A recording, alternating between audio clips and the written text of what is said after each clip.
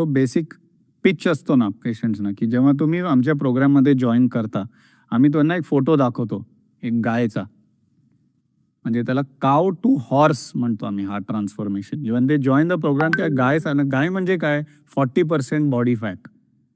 गाय खातो 15 किलो घास खावं लागतं तेवढं प्रोटीन मिटिंग घ्यायला. Volume of food is also more to get nutrients plus गायचं फॅट पर्सेंट जास्त असतं.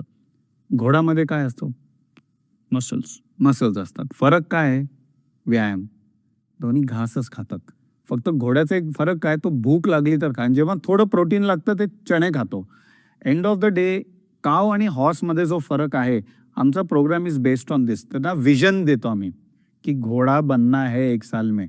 एकदा हा डोक्यात बसलं ना, मग तो नेक्स्ट प्रश्न काय असतो, मेरे को डायबिटीज रिवर्स नहीं करना है, मेरे को घोडा बनना है. तर तो घोडा कैसे बनना है त्याच्या शोधमध्ये लागतो. माझा फेवरेट त्या हिशोबाने इलॉन मस्कचा एक कोट आहे. त्याला एकदा विचारलं होतं एका कॉन्फरन्समध्ये की तू डोकं कसं चालवतो? आम्ही इथं इन्कम वाढवायच्या मागे लागलो असतो, हे करतो ते करतो आणि तू तिकडं मार्सला चाललाय. तर तो काय बोलला की हिज होल लाईफ तो नेहमी शोधतोय की योग्य प्रश्न काय विचारायचं प्रत्येक सिच्युएशनमध्ये. त्याचं पूर्ण आयुष्याचा शोध हाच असतो की त्या सिच्युएशन किंवा त्या कॉन्टेक्स्टमध्ये what is the right question.